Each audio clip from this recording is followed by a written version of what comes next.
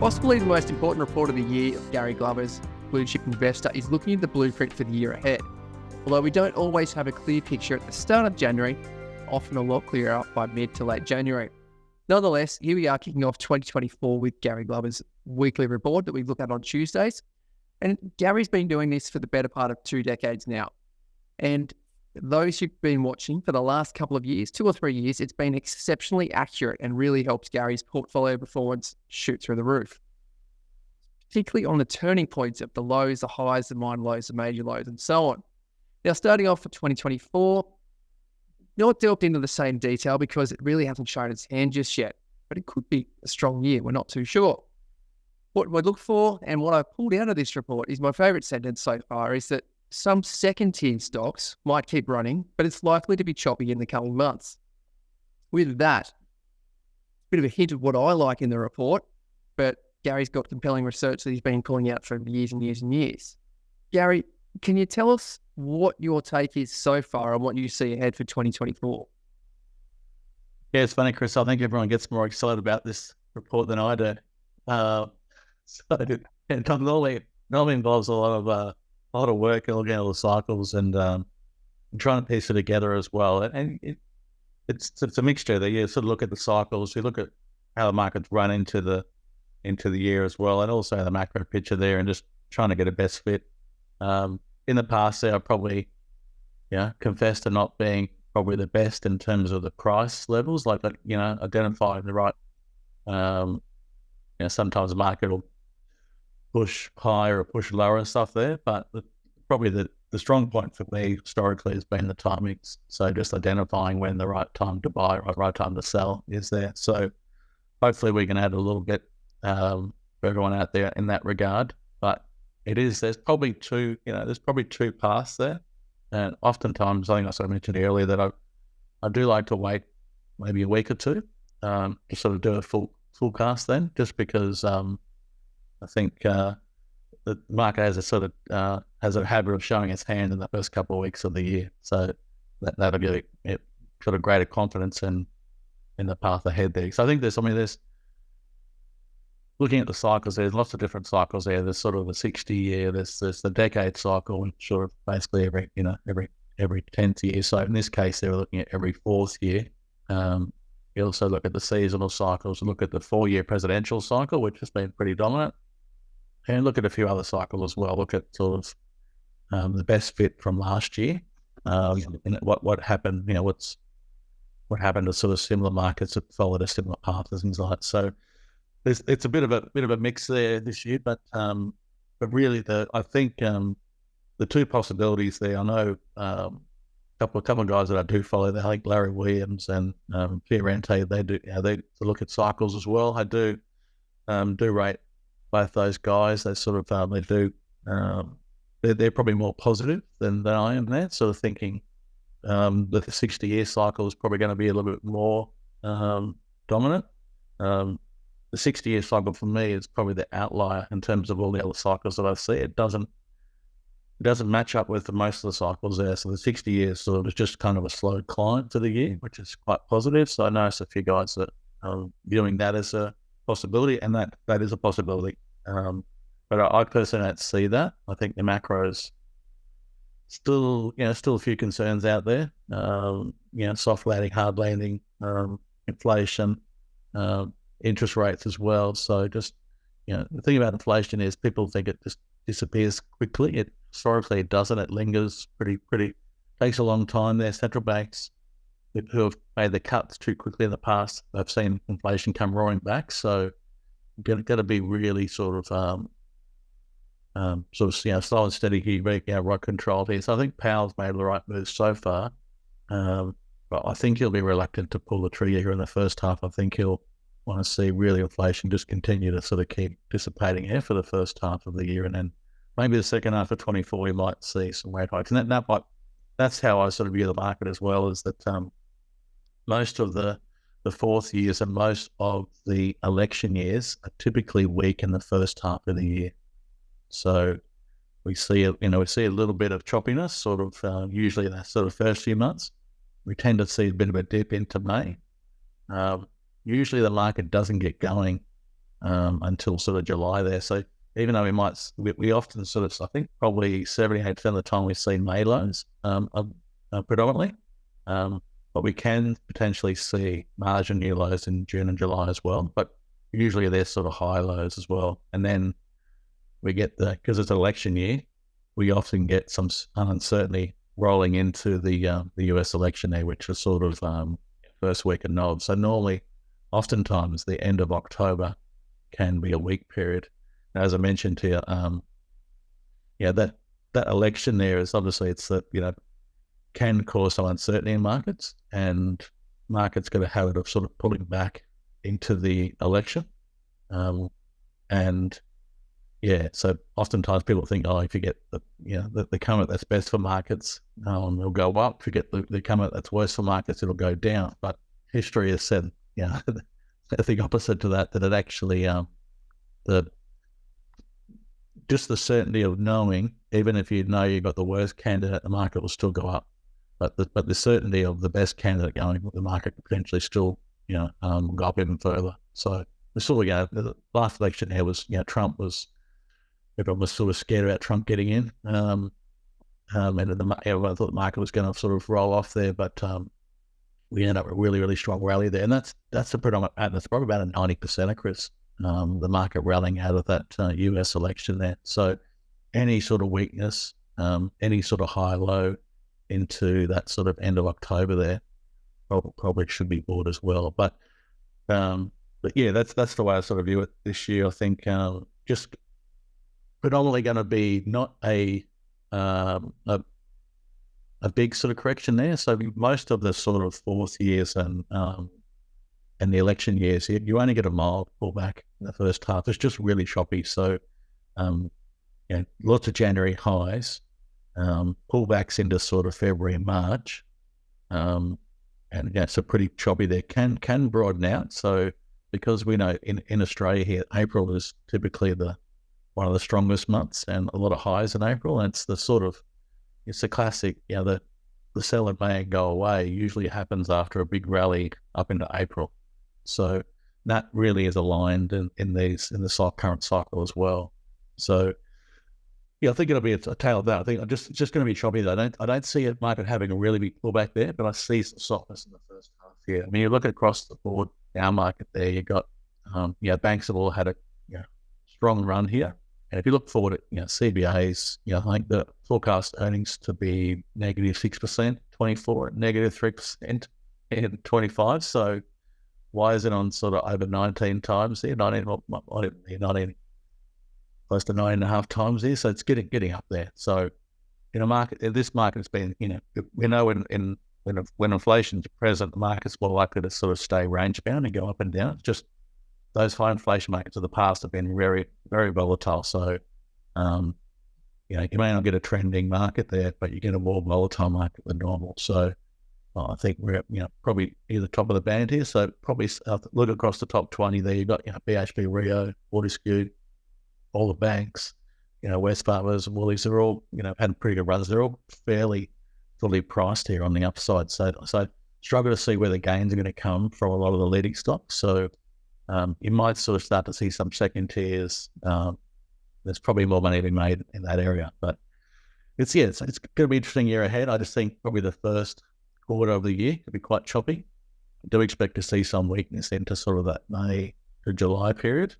Then I think the second half of the year will be pretty bullish. And then that really leads, if we do get inflation under control, interest rates do start to sort of come back in the second half there. That really bodes well for the second half of the year and also for 25 as well. So, by the midpoint of this year, it could be a really strong buy. That could be really, we're really looking to probably move back into growth into that window. That's when you sort of probably want to get a little bit more aggressive in your approach there. But I think we're probably just going to trade lightly until May at least. Well, that's a good overarching look towards the year. And as you said, the market can show its hand within the first couple of weeks of January, and quite often you'll walk out with stronger conviction of which cycle's being more dominant or cycles, and that helps you pinpoint your highs and your lows and your turning points and so on. But So what we probably do is turn to the indices because it's been a little while since we've looked at them together. We've got your portfolio that's on there on screen, and anyone who wants to pause and have a look at that. And we've got the NASDAQ 100. Now, you had talked about this sort of working up like a magnet, drawing into the old eye. We've done that. The NASDAQ has surpassed it and then come back under. Any updates to what you see on the NASDAQ, or just a repeat of what you were talking about before, possibly a little bit choppy into January or the first half of the year? Yeah. That? Yeah, look, I've just highlighted, I normally have the NASDAQ comms out there, Chris, which is sort of has gone to a clear year high. But the NASDAQ 100, which obviously is just the 100 only rather than the whole composite there, it's not as strong here. So it's only just gone to a margin year high here. So that's seeing these margin year highs, that's actually more of a bearish picture. So that is sort of one negative aspect there, going to a year high failing. So that's a little bit more bearish there. So oftentimes you can actually get fast and large corrections following that. So that again is pretty negative. So I'm just not seeing, cycles are telling me it's not going to be a big negative year this year, but end of the day, that's a negative chart. That's a negative break there. So until we sort of recover and break above and close above a new high, that does sort of paint a sort of short to medium term bearish picture here at the moment. Okay, so that's NASDAQ 100 versus composite, and it's not looking great for the 100. For the S&P 500, I love that you've pushed the chart over to the left a little bit, and you've got some dates here. So is this kind of intimating that we may have that choppiness that you're talking about, working towards a maze, just kind of work through those periods you were talking about, have that kind of year ahead? Yeah, just sort of outlaying sort of just the predominant sort of pattern there. So this is, probably like the 78% of the fourth year and election years sort of have this type of nature about them. So yeah, just pretty choppy for the first few months of the year. Just a lot of January highs there, probably 60-70% of the time, and sort of see an early or a late January peak there. Sometimes it can run to February, but not very often. But January is definitely the most probable there. Pretty choppy February, March. Not too many big declines in those first few months. Just sort of smaller, choppy.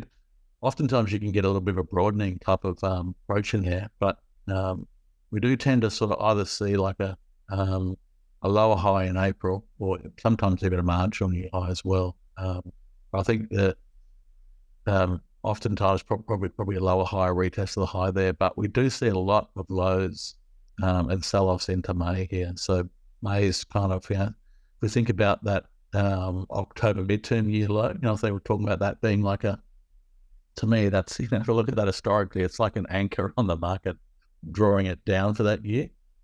May, certainly, that's the month, which is the anchor, drawing down this cycle year as well. So, so many May lows, so many deep pullbacks into May. Not big pullbacks, but sort of deepish in terms of the yearly outlook there. That's the month that's sort of doing. So if we see anything pretty heavy into May, that's probably going to be the opportunity for the year to get longer stuff there. And then just oftentimes doesn't sort of take off straight away, might just sort of build there. So might sort of base June, July, have a bit of a pop into September. Like a lot of markets tend to sort of pop into September. So oftentimes we go back either, to retest an old high, or even might even go back and retest the current high in September, then pull back into that sort of election and kick on through there. Usually by November, we've actually gone to new highs. So, and then December, we're well and truly on our way. And then that just tends to sort of follow through into the fifth year. So anyone that sort of follows the 10-year cycle will know that the fifth year is being referred to as the year of extension. And I think there's never been a negative year, I think, in the fifth year. And I think in terms of the decade, the average gain is probably double every other year. So it might have been one flat year or something in there. That was actually might have been even recently, the last 10, 20 years. But normally the fifth year is one of the most bullish years on the calendar there in terms of those cycles and stuff there. So I know these are all just, people think, oh, crazy about all these cycles there, but we're human beings, we're creatures of habit. I don't know why these work, but they just tend to do. We just keep repeating the same cycles over and over again. As I said, if you look at that midterm year, that October midterm years, that's probably one of the best. And we've just come out of the best 15 months of the 4-year cycle. So looking at that presidential cycle, the 4-year presidential, that's the sweet spot that's the best 15 months of that 4-year cycle. We've just come out of that into there. So, and how good's that? And that's actually I think we've underperformed the average, quite a bit. So even though it looks like a pretty decent move there on the chart, it's actually a little bit weaker than average. Yeah. So, but look, I think, the interesting year ahead, I think we're just probably just going to be choppy here I think the next few months going to be a bit choppy there. Okay. And for the Aussie, you're talking about highs. We've come back up a little bit like that magnet once again. Doesn't look like we've cracked it or managed to close through it. We are still in that zone though, and we're right there at the moment. Under it. It got as close as you can get to any high. So I look at the number there. What is that going above the old high? Because I don't know. So it was 7632.8, and it went to 7632.7. So a tenth of a point with that. So it sounds funny. I actually like the idea of it actually staying. I don't want to see it like the NASDAQ go to a new high and fail, because that's sort of when you can get a bigger bearish reaction. You're better off sort of pulling up under the old high, pulling back and just congesting there, maybe having a little bit of a sell-off there, but then building from there and then pushing on. That's when the market can really go once it turns off there. We highlight those sort of momentum-based stocks on the Friday all the time. They're sort of showing relative strength in the market, congesting under the high, and then when you turn back up again, going straight through. So that's what we prefer to see. So the extra host gone with the tenth of a point here. So you always want to sort of see it congest a bit here under the high, have a bit of weakness there, nothing too deep, just use up a bit of time, and then second half of the year start to motor through there. So I think you'll pull back a bit here. I don't see it coming back down to 7,000 or anything like that, but maybe something like 7,1 or 7,150 or something. Maybe that's possible. But I don't see a big correction this year. I just think it's going to be pretty scrappy here for the first quarter. Well, the last one of the major indices that you regularly look at is the Dow Jones. This one's a little bit different. It started off coming out of those October lows you're talking about as being that strongest period. It was the fastest out of the gates. Then we had that sideways congestion that you covered for, months. And then it's just kicked in and been able to surpass the highs and go on higher. So is your outlook for the Dow Jones very similar to what you've just described in the S&P 500, sort of mimicking the same movements but maybe sitting higher, or is there something else you're seeing for Dow? Yeah, I think it's still the same there. I mean, it's probably, it led the way, then it underperformed, then it overshot on the downside, and then it led the way on the way up again. So really kind of mixed year there, so all the different indices tend to sort of have different sort of the different moments of the year and things like that. So, but I think that's probably got more to do with the inflation, Chris, as well. Just that does tend to sort of, if you look at those 40s and 70s markets there where inflation was present there, you did see some pretty strong moves in that period there, but largely sort of volatile but choppy sort of, so I still think that inflation, everyone thinks it's probably done here. I think it's still too early to sort of call it done. It does have it lingering and then sort of squeezing back a little bit there. I think if Powell sort of holds the line here until at least the middle of the year, I think we'll be fine here. But just don't want to make the mistake of the past there. Cut rates too early, have it flashing back again, and then we're more sideways for a bit longer there. But I don't think it's the case there. But I think the market's had a pretty good run here. I just think we'll probably see a period of consolidation from here. The fact that it's been pretty choppy, back to front, overshooting each way here, just tells me that we can probably drift off here. Come back into the range there. Maybe it'll come back to 34, 35,000, something like that. So, nothing too deep there, but yeah. Well, in the report, you also, as you've just described, you're expecting a choppier first 3 to 6 months of the indices. You talked about possibly selling calls on the top 50 stocks. You talked about Combank being high and overstretched from a valuation perspective, particularly because of the guidance ahead of it. So that could be a candidate. You've also talked about BHP and some of the other large miners, large companies on the ASX having a bit of a false break. So they could set them up for a bit of a tumble in the immediate future, or at least a volatile period. Before we move to the trading shares, is there anything else you wanted to add to the Combank or the BHP, or we've kind of covered most of what you wanted to talk about there? No, I mean, the only ones there I made exception. I think most of the top 20 looks pretty stretched there. It's had a pretty good run there. Volumes are definitely tapered off. So I know it's going to be sort of holiday season there, but the last few weeks on the way up there, just definitely sort of kind of a loss of momentum, loss of volume as well there. So yeah, just got to go into these new highs there. It's just in these sort of largely, volatile markets there. I mean, if you look at most of the highs there too, the Combank, the thing here is they haven't hung around, Chris.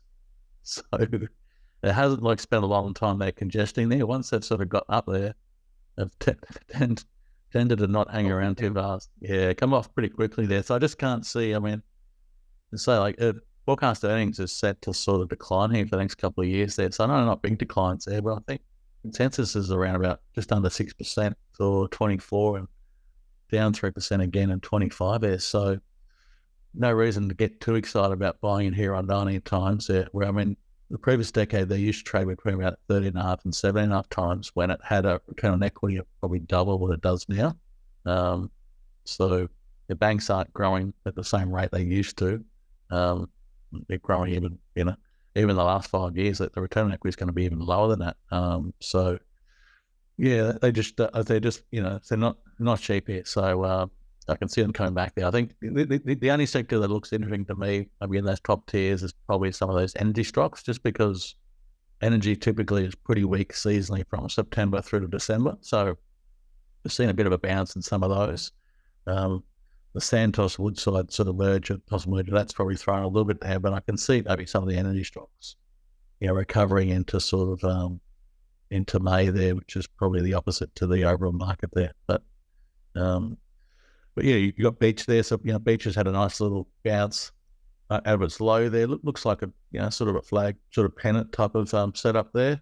But, the whole thing's held up pretty well, really, in the face of a pretty negative oil price there, and just sort of rallied pretty strongly out of that low, just consolidating here. I think if this consolidates a bit longer here, and that volume continues to dry up like it has done the last couple of weeks there, could be worth looking at the position there. But did quite like that one.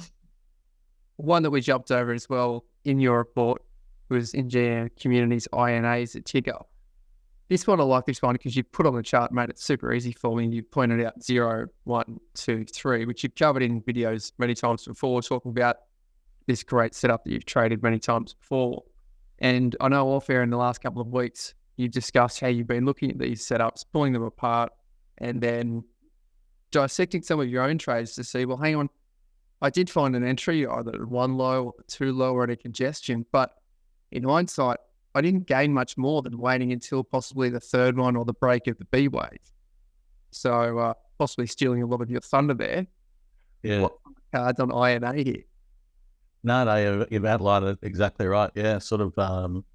Actually, I can honestly say the last month I've sort of I've looked at this pattern probably more so than I've looked at it in the last few years. As you quite rightly point out, some of the stocks that I'm long here, some of my better performers have actually set up like this as well. And I probably got in maybe after the first or second high low. That sort of meant that I've been although it's sort of gone higher there, it's gone up and down and really just taken a long time to get going. Whereas if you wait for that base to sort of set up a bit longer, get your sort of second or third higher low, that's when the market's ready to go here. So this looks quite good here. It's got nice basing there. Good volume, looks pretty good. Broken through the upside here. So here's a stock with a pretty strong growth profile the next couple of years. So yeah, I do like this one here actually. So had a little pop out of the range, just had a nice little consolidation. I think it's actually gapped up here today, if I'm not mistaken. So yeah, looks pretty good overall. Well, another one in your report, continuing on the energy theme, but a little bit of different energy. You mentioned, I think it was last week in the 30/30 report, you were seeing effective uranium companies come at the forefront and relative performance, they'd stacked up fairly well, and you pinpointed a few that you were looking at. Clearly, you're looking at Boss Energy in a bit more detail now.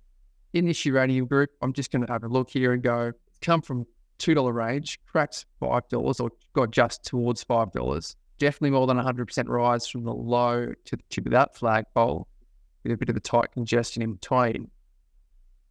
What's the main criterion you're looking at here with Boss and more recently this congestion period? What's really caught your eye? Yeah, I mean, obviously a couple of things there. We did, so definitely covered it last Friday there. So in terms of the market there, where the market obviously pulled back off the highs there, these stocks were showing sort of, relative strength there. So, if we look through the sector, I think Boss, Bannerman and Paladin were probably the three strongest out of the sector there. So they all look pretty robust and pretty bullish there. And they've sort of just gone sort of sideways in this sort of tightening manner here. So although this looks pretty stretched, it's had a pretty good run here, still struggling to sort of, that's a tight consolidation there. It's still got spacing between that low and the previous high as well. So that still leaves it in a really strong position overall here. So this sort of breaks up out of the top here, then that looks pretty good there. I think, Boss was up pretty big the last couple of days here. So looks like it's probably well and truly kicked up out of that range there. So looking pretty positive there. I think it was up 8-9% one of those days there. So, it looks pretty strong there. I think, Bannerman's sort of pretty similar as well. It's had a nice little isosceles triangle there. So basically just means the pullbacks are getting shallower and shallower, and then did sort of close outside of that range there last week. So, I think it's up a little bit here the last few days, not as much as Boss, but it is looking pretty good there. Again, it's just showing some relative strength there. That obviously the energy area does look quite good. Seasonally good time of year for them as well. It does look pretty robust there. Just on these two energy companies or uranium companies in comparison to the market, I'll flick back to the XJO for a second to really point out this contrast. What we're looking at here is this consolidation, and it hasn't really broken through the highs, and it's all overlapping, which you talk about all the time, about overlapping trends and sort of corrective, not impulsive. Now we jump back down to the uranium charts. What's echoing in my mind from many of your previous conversations and what you've talked about is this bullish spacing. So the distance between the low and the high, and both of them here, the more recent high, or if we count that one, there's still a bit of spacing between the lows. So in the context of the market and the XJO traveling sideways and overlapping, when you're looking for, you said in your report, smaller mid-cap companies that could actually run for the next few months, when you're trying to identify those opportunities, those trading opportunities, how important is this sort of spacing between the low and the high for you to find a leader? Yeah, it is important there. I mean, if you look at that Boss Energy, the BLE chart there, Chris, there, that, if you look at that, obviously the stocks had a pretty good run through 21 and 22, but then throughout the whole 22 and 23, the thing's gone sort of sideways as well. So that's a really sort of nice sort of basing, sort of pattern there. So it's gone up, quite a lot. They're talking about 50 cents up into $3 there. So we're up, what's that? It's 600% or something. So pretty decent sort of move there. But then all of a sudden, the stocks just sort of had a breather, gone sideways there. And then all of a sudden, you start to sort of build a high low, second high low. And then we're sort of starting to sort of break out the top side there. And then all we do is get a little bit of a sideways pause, the volume dries up, and then bang, the volume, breaks higher from volume again. And now we've had a bit of a pause. It probably a bit more volume in this pullback there, but we've seen some super volume come in at those lows as well. So it's not afraid to go back in here again. Sector, we know that, inflationary times, energy has been one of the top performers, so should be a sector that we should be watching. It just looks pretty bullish there. I do like the fact that there's sort of spacing there. It's not a sort of sideways oriented trend. And we know from experience, Chris, with these doing these momentum reports there for the past few years, that these leading stocks there, they lead, and they continue to lead a lot longer than you and I, than everyone else thinks they will as well. And we're starting to learn that these are the stocks you're sort of just going to keep your eyes on there, because they tend to sort of keep running there. It's the stocks everyone's afraid. Everyone thinks they've usually run too fast, too late. But we know that the stronger stocks, they often continue to sort of keep moving higher. And there's plenty of examples in the last couple of years there where the leaders have just kept running. So it's probably good. A dozen or 2 dozen stocks there that have just really just continue to keep going up throughout the whole period there. And every time they have a bit of a pullback or pause, that's all it is. It's just a pause, and then away it goes again. So whereas there's plenty of stocks that have gone down, looked oversold, and had a struggle to bounce out, just really go sideways and then continue to go down again, and then continue to go down as well. So that's why we know sort of the leaders will often run a lot further and longer than we can. So as traders here, investors there, if we see these stocks have a pause, use up a bit of time, and they start to sort of break up in the right direction there, they're definitely sort of stocks to follow there, because those are the ones that often continue to keep. Well, that's a good summary of trading opportunities that you see ahead for us, definitely for the small mid caps in the immediate future, as well as a bit of an overarching where you're writing calls, where you're seeing opportunities to take premium out of the options market, and a bit of an insight into the year ahead.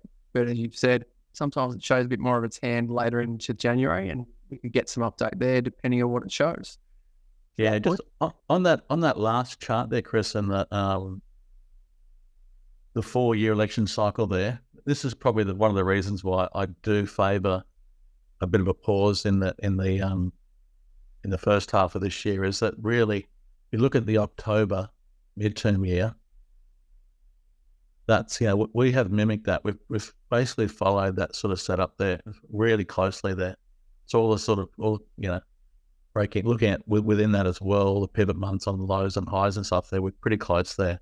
So it's been sort of, because we've sort of followed it pretty closely, I think we'll continue to follow it closely. And that's why I think the election year this year will be pretty similar to the sort of standard one there. So just because we've had a really strong, and I find these sort of cycles too, if you get a really, if the stock goes out of cycle for a year, it'll generally stay out of cycle for a second year. And then if you get a really strong 1 year sort of alignment, you'll tend to sort of get a strong second year alignment as well. So just sort of, just considering how close that has been to the last 15 months there, I just think it'll continue to sort of follow that closely there. I just think the macro just lines up quite nicely. Well, that's a good guide to have going into it, and that we know that these points here and what you were able to call over the last couple of years, that's worked really, really well for you for choosing your high, your low, when you're going to gear into an ETF, when you're going to take some bear ETF or lighten the portfolio exposure, and hopefully that can play out once again into this period. So we'll see that. But to do that, we've got to keep watching you on Tuesday and later in the week on the 30-30. So thank you very much, Gary Glover from Novus Capital. Thanks, Chris.